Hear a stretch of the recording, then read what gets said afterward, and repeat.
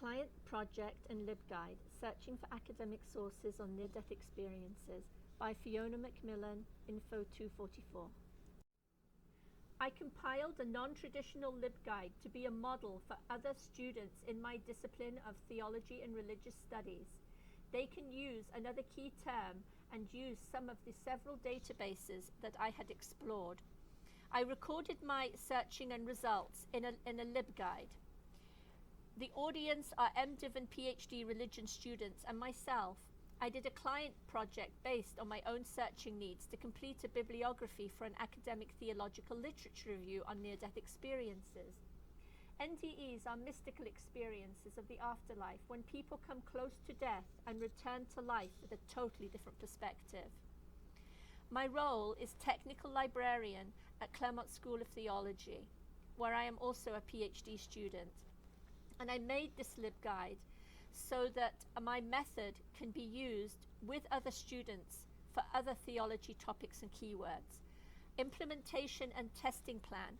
I will share this informally with my colleagues and show them how easily they can use this approach to research their own topics. I will ask them for feedback and discuss different search methods and relevant databases with them. It is also a guide that I can refer to. Databases focus mostly on science, social science, and on articles.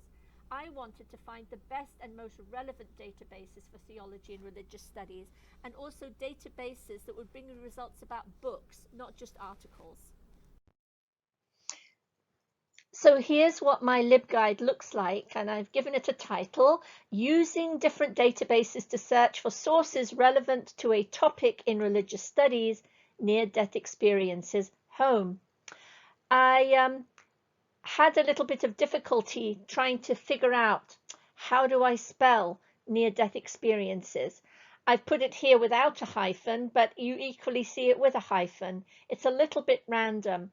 If you want to be specific, the best way to search is to go by the Library of Congress subject headings, and there it actually is near-death experiences.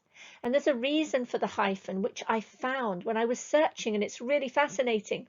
You see, near is a Boolean operator, and the little dash can also in Google search mean a negative, which is kind of not or do not include something. So when I put near and a dash in a search engine, it can get completely confused. So I would put near and death in parentheses, and that made it a little bit easier. I also had to include the term NDE, and that is an acronym for near-death experiences, and search for both at the same time. Very often, and I found this, that most book titles and most article titles have these key two phrases in them, either near-death experiences or NDE. It's very unusual to find anything written on this topic that doesn't include this in the title. So you'll see that I have the home, the introduction, comparison and analysis, conclusion and recommendations. And I did a little bit of information on how I searched, planning the search, search strategies, search tools, search by keywords, search by author, search by citation, bibliography, and search by title. That's all. So what else I wanted to say? I found over a dozen databases in 4 academic and public libraries. There are 2 types of databases, free databases such as the Google family, and subscription databases which require you to log in through a library. Neither is superior, they just fit different scenarios. They aim at different audiences. A good search will be exhaustive, drawing from various sources to find the most relevant database for the search query. My strategies were to use one query in several databases, which was near-death experience or NDE. It ended up that I got various results from the databases, varying in quality and quantity. What I did find was that the term near and the minus symbol are symbols and operators that can confuse a search engine, and that's why I put the quotation marks around the words so that it would be easily recognized and my query wouldn't be muddling up the algorithm. These are pictures of some of the great books, and you'll see that there are two different kinds of genres. There's the popular culture aimed at everyday people that are a joy to read, personal experiences, such as Embraced by the Light by Betty Eady. And there's also some very academic books which give more of a theological analysis. There's a book that you might have heard of, Proof of Heaven by Ibn Alexander, which brings the science versus NDE debate, which is very current right now. And I do encourage you to go on Amazon and delve into some of these books because they're very fascinating. Here are pictures of some of the books that I found in my searching.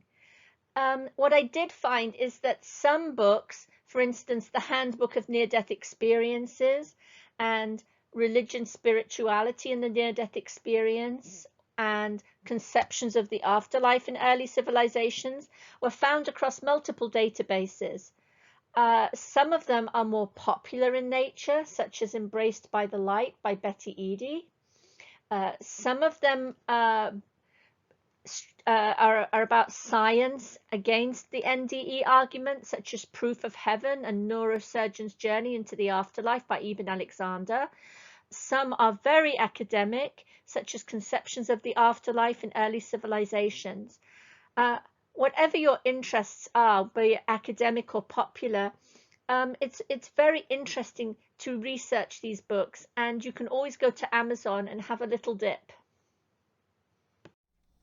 In conclusion, the best databases for theology and religious studies are the Google family of products in the free category, and in the subscription category, the ATLA Religion Database, ATLA being the American Theological Library Association.